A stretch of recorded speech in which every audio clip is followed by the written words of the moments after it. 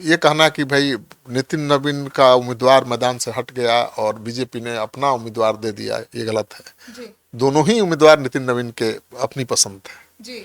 उनकी अपनी पसंद के उम्मीदवार थे जी। बंटी के जगह पर नीरज आए हैं तो वो भी नितिन नवीन की ही पसंद है जी। और नितिन नवीन क्यों चाहेंगे कि उनकी सीट से कोई बड़ा हेवी वेट आकर चुनाव लड़े? उनका सीट है ना भाई, पारिवारिक सीट है जी।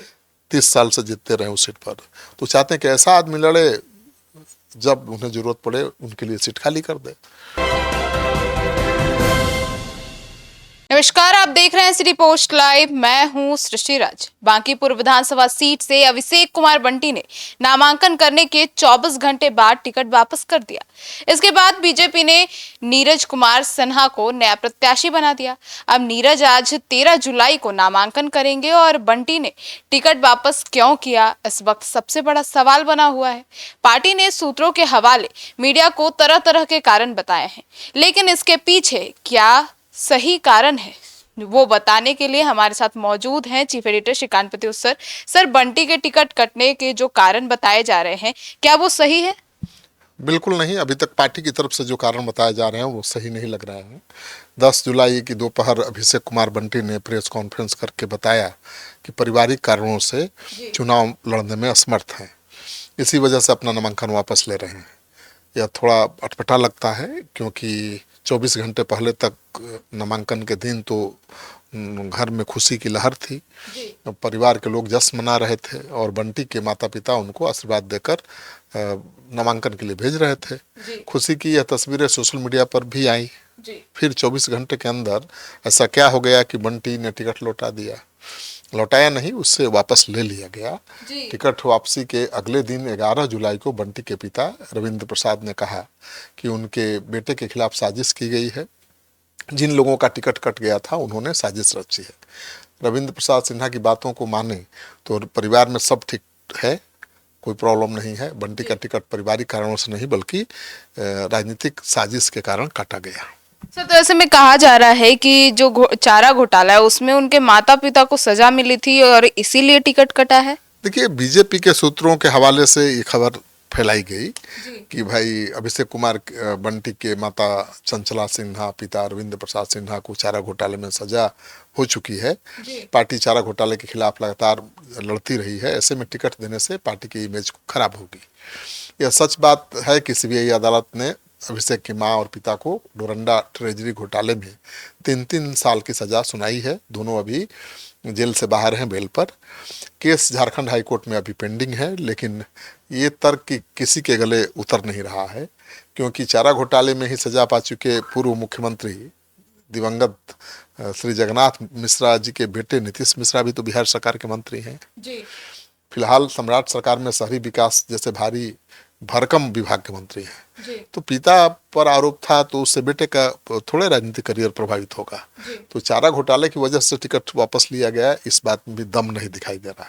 सर, तो पार्टी इतना कमजोर तर्क कैसे दे सकती है? ये तो बिल्कुल हजम होने वाली बात ही नहीं है। पार्टी ने सूत्रों के हवाले से दूसरा बड़ा कारण भी बताया। अभिषेक बंटी के मैट्रिक के सर्टिफिकेट में गड़बड़ी थी। हाँ, कुछ तकनीकी गड़बड़ी थी जिससे पार्टी की फजीहत होती। पार्टी के सूत्रों का कहना है कि प्रशांत किशोर उनकी पढ़ाई लिखाई को लेकर प्रेस कॉन्फ्रेंस करने वाले थे, इससे गलत मैसेज जाता। अभिषेक के पिता का दावा है कि बेटे के मैट्रिक के सर्टिफिकेट बिल्कुल सही है और कोई भी जांच करा सकता है।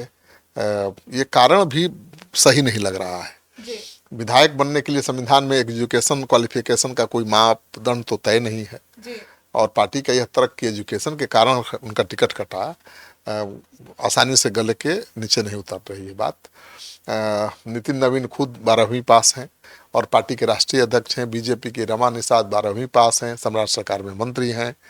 तो कई ऐसे नेता हैं जो पढ़े लिखे नहीं हैं लेकिन अच्छे और काबिल मंत्रियों में उनकी गिनती होती है। तो वो ये तर्क भी गले नहीं उतर रही। मतलब बंटी के नामांकन रद्द होने पर खतरा था। देखिए, पार्टी सूत्रों के हवाले से ये भी बताया गया कि अभिषेक ने नामांकन में गलत जानकारी दी थी। उन्होंने पढ़ाई से जुड़ी जानकारियां भी छिपाई थी, इस गलती की वजह से उनका नॉमिनेशन रद्द हो सकता था।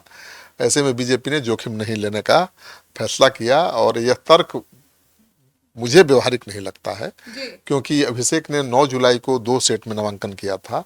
अगर पार्टी को जानकारी हो गई थी कि नामांकन में गलत जानकारी दी गई है तो वह दोबारा 2 सेट या 1 सेट में नामांकन दाखिल करा सकती थी, क्योंकि अभी नामांकन में 2 दिन और बाकी थे और जनप्रतिनिधित्व अधिनियम 1951 की धारा 33(6) के तहत कोई भी व्यक्ति किसी एक निर्वाचन क्षेत्र से खुद या अपने प्रस्तावकों के जरिए अधिकतम 4 सेट में नामांकन कर सकता है। तो अभी तो 2 ही सेट में किया था तो और 2 सेट करने का स्कोप था, तो ये बात भी गले नहीं उतर रही। जी सर, तो ऐसे में नामांकन जो है वो कब रद्द और क्यों होता है?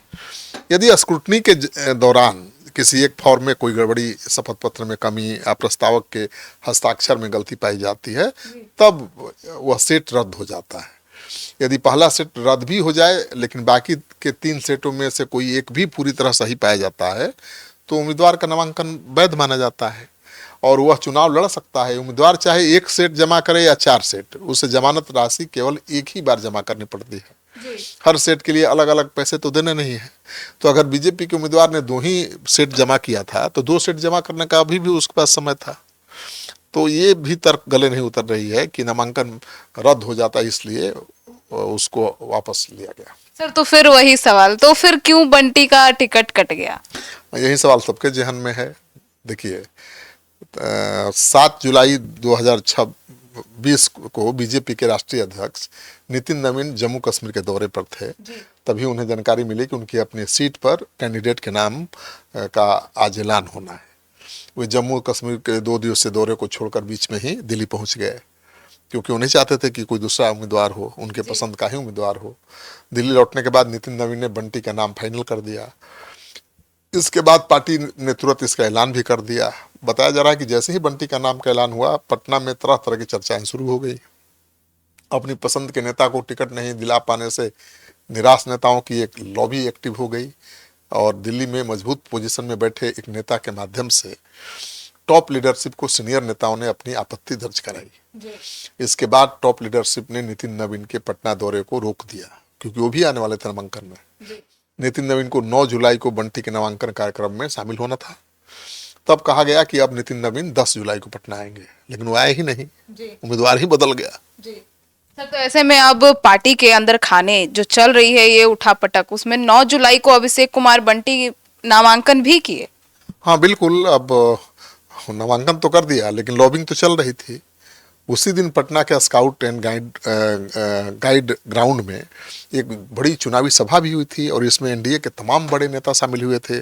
खुद मुख्यमंत्री सम्राट चौधरी शामिल हुए थे और बताया जा रहा है कि इस सभा में मंच पर कुछ कार्यकर्ता अभिषेक बंटी के साथ चढ़ गए थे, तो थोड़ी अफरा तफरी वाली स्थिति बनी थी, लेकिन सीएम ने तुरंत संभाल लिया था। और पहली जनसभा में हुई इस घटना की रिपोर्ट को लेकर एक बार फिर नेताओं की एक लॉबी एक्टिव हुई और दिल्ली तक बात पहुंचाई गई। टॉप लीडरशिप को बताया गया कि पार्टी के कार्यकर्ताओं के मन में अभिषेक बंटी के लिए क्या है। बंटी की पूरी कुंडली दी गई, उसके बाद कहानी पलट गई। और सर, तो ऐसे में अब जिस तरीके से ये सारी खबरें चल रही है, लग रहा है कि प्रशांत किशोर भी बड़ा कारण होंगे। हाँ, प्रशांत किशोर बड़ा फैक्टर तो होंगे। सीनियर नेताओं की नाराजगी के फीडबैक के बीच पार्टी हाईकमान को यह भी बताया गया था कि प्रशांत किशोर के खुद मैदान में उतरने से बांकीपुर का चुनाव काफी चुनौतीपूर्ण हो गया है और हाई प्रोफाइल हो गया है।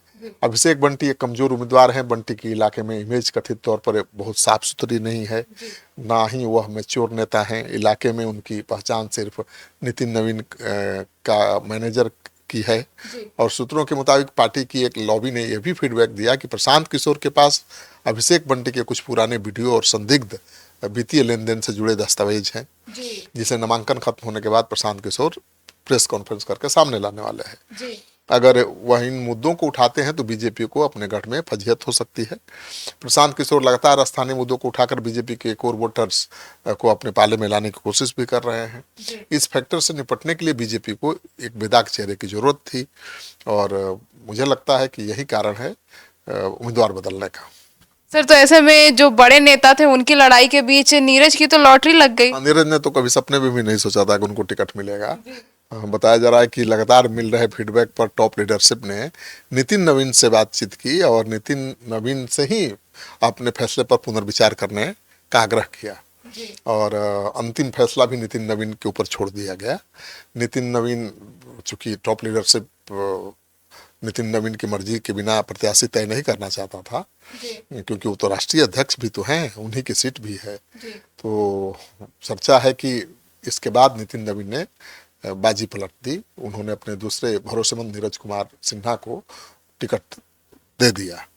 वो जानते थे कि नीरज के नाम पर पार्टी को ज़्यादा आपत्ति नहीं हो सकती, क्योंकि नीरज युवा हैं और उनका पूरा परिवार राष्ट्रीय स्वयंसेवक संघ से जुड़ा रहा है, कायस्थ समाज से ही आते हैं और शांत मिजाज के रहने हैं और अब तक किसी विवाद में नहीं पड़े हैं। अनुभव में कमी जरूर है, लेकिन बूथ लेवल कार्यकर्ता से होते हुए मंडल लेवल तक पहुँचे हैं। तो ये कहना कि भाई नितिन नवीन का उम्मीदवार मैदान से हट गया और बीजेपी ने अपना उम्मीदवार दे दिया, ये गलत है। दोनों ही उम्मीदवार नितिन नवीन के अपनी पसंद थे, उनके अपनी पसंद के उम्मीदवार थे। बंटी के जगह पर नीरज आए हैं तो वो भी नितिन नवीन की ही पसंद है। और नितिन नवीन क्यों चाहेंगे कि उनकी सीट से कोई बड़ा हेवी वेट आकर चुनाव लड़े? उनका सीट है ना भाई, पारिवारिक सीट है, 30 साल से जीतते रहे उस सीट पर। तो चाहते हैं कि ऐसा आदमी लड़े जब उन्हें जरूरत पड़े उनके लिए सीट खाली कर दे। सर, तो क्या इनके खड़ा होने से वो सीट आएगी बीजेपी के पाले में फिर से? देखिए, बीजेपी की तो बहुत मजबूत सीट है और नितिन नवीन का घर घर कनेक्शन है, पर्सनल टच है। तो मुझे लगता है कि अभी तो पलड़ा बीजेपी का ही भारी दिख रहा है, लेकिन प्रशांत किशोर एक अलग नैरेटिव बनाने की कोशिश कर रहे हैं। तो वो ये मैसेज देना चाहते हैं कि भाई बीजेपी की सरकार को तो कोई खतरा है नहीं, जंगल राज का कोई डर नहीं है, एक सीट पर कम से मुझे जिताकर आजमाइए। तो बीजेपी के जो सपोर्टर हैं उनका भी मन डोल रहा है, चलिए भाई विपक्ष बहुत कमजोर है तो एक ऐसा नेता दे देते हैं जो लगाम भी लगाए। तो ऐसे लोगों की कमी नहीं है जो बीजेपी के हार्डकोर समर्थक हैं और इस बार कह रहे हैं प्रशांत किशोर को जिताएंगे। तो चुनौती तो बहुत है, लेकिन इसका मतलब ये नहीं कि बीजेपी हार जाएगी। बीजेपी को हराना बहुत बहुत मुश्किल है, मतलब कुछ भी हो सकता है। लेकिन प्रशांत किशोर के पक्ष में जिस तरह से बीजेपी के समर्थक आ रहे हैं, बोल रहे हैं, अगर अंतिम समय तक वैसे ही उनके साथ रहे तब तो बाजी पलट सकते हैं। तो सुना आपने, तो अब देखना होगा कि बांकीपुर चुनाव में क्या कुछ होता है। क्या बीजेपी फिर से वहां आती है या फिर प्रशांत किशोर बाजी मार जाते हैं? आपकी क्या राय है, जरूर बताइएगा। धन्यवाद।